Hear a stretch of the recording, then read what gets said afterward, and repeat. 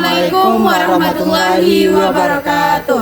Di sini kami mahasiswa Universitas Pasir Pangarayan, program studi S1 Pendidikan Biologi akan melakukan praktikum lapangan di Desa Gunung Intan di Sungai Genigi, di mana judul praktikum lapangan kami kali ini adalah meneliti makrozobentos yang ada di Sungai Genigi tersebut. Selanjutnya, tujuan dari praktikum kali ini yaitu untuk mengidentifikasi makrobentos menggunakan Sambernet dan Ekman Grab adalah untuk mengumpulkan dan mengidentifikasi berbagai sampel makrobentos dari berbagai tipe substrat perairan guna menganalisis keanekaragaman, kemudian kelimpahan dan struktur komunitasnya sebagai indikator kualitas dan kondisi ekosistem perairan tersebut.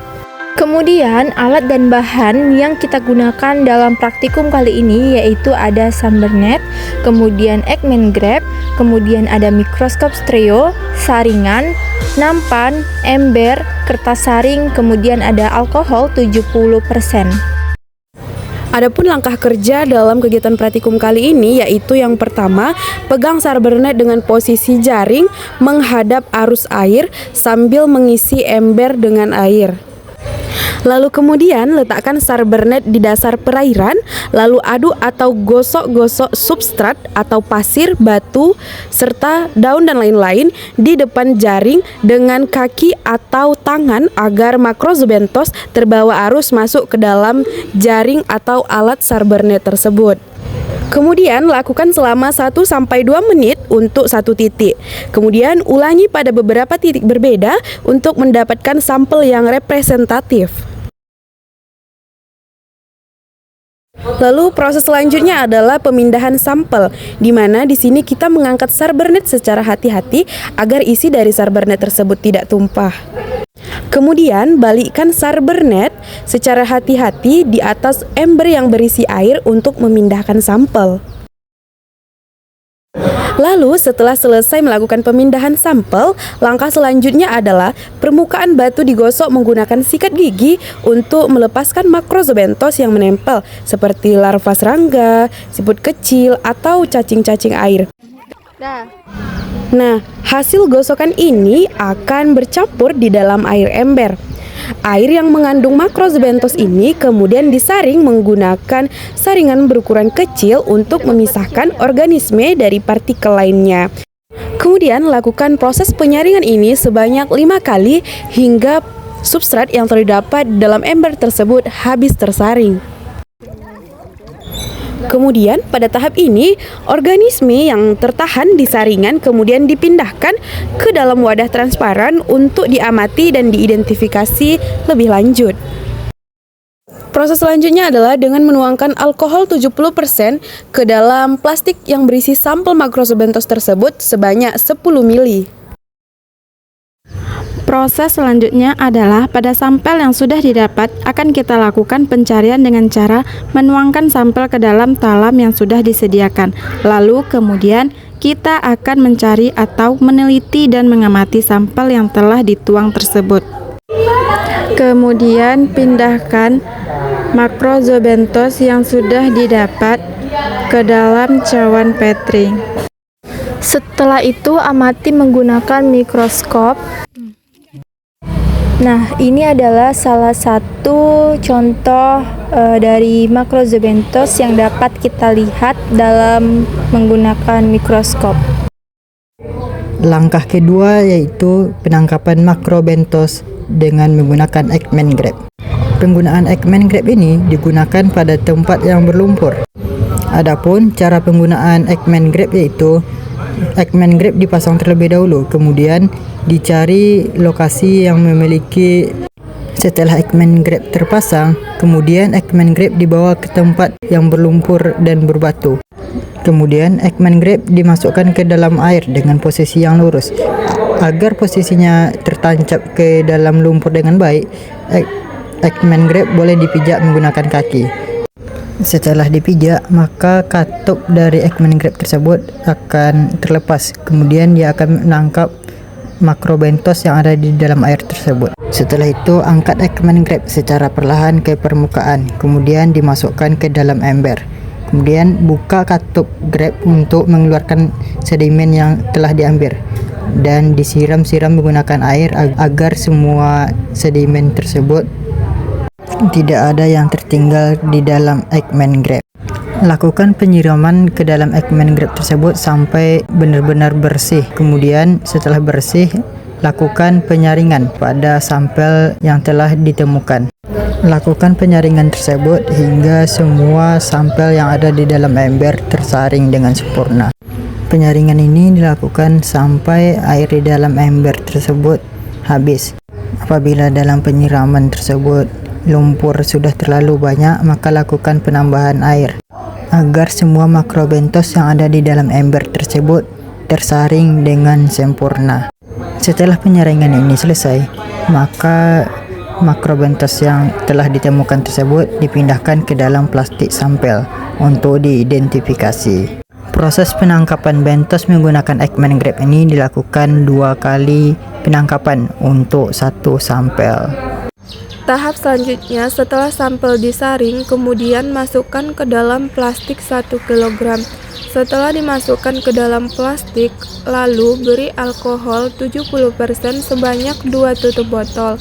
Setelah diberi alkohol 70%, kemudian ikat sampel. Tahap yang terakhir yaitu proses pengamatan makrozobentos secara kasat mata. Lalu setelah hewan makrozobentos yang kita dapatkan, proses selanjutnya kita amati menggunakan mikroskop stereo. Berikut hasil pengamatan yang dilakukan menggunakan alat Eggman Grab, yaitu terdapat 2 spesies. Yang pertama yaitu ada Orthocladinae dan yang kedua yaitu ada Ephemerella. Setelah melakukan identifikasi, maka proses selanjutnya kita akan melakukan klasifikasi pada zoobentos yang sudah didapat. Zoobentos yang pertama yaitu Orthocladinae. Klasifikasi dari Orthocladinae yaitu kingdomnya Animalia, filumnya Arthropoda, kelasnya Insecta, ordonya Diptera, familinya Chironomidae, subfamilinya Orthocladinae. Ciri-ciri dari Orthocladinae ini yaitu tubuhnya silindris memanjang, warnanya cenderung pucat atau transparan dengan beberapa bagian yang tampak kemerahan.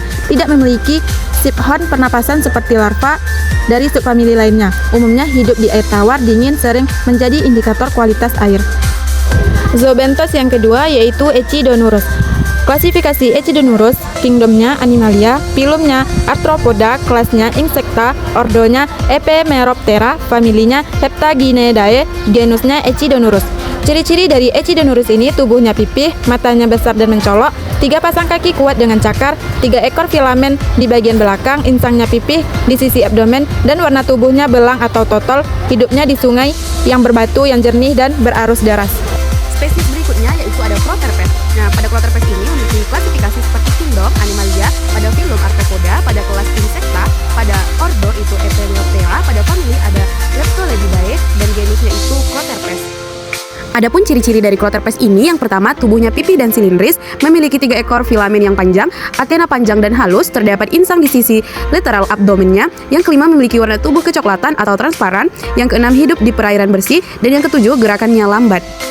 Berikutnya ada klasifikasi dari Ephemerella. Adapun klasifikasi dari Ephemerella ini, yang pertama pada kingdomnya itu Animalia dan filumnya itu Arthropoda, kelasnya Insecta, ordonya Ephemeroptera, familinya Ephemerilidae, genusnya Ephemerella. Adapun ciri-ciri dari Ephemerella ini, yang pertama tubuh pendek dan gemuk, yang kedua tidak pasang kaki dengan cakar kecil, dan yang keempat terdapat 2 filamen ekor, yang keempat insang di bagian dorsal atau atas dari segmen abdomen tengah. Berikutnya warna tubuh gelap atau bercorak, lalu selanjutnya hidup di dasar sungai atau air mengalir dengan substrat atau batu atau pasir.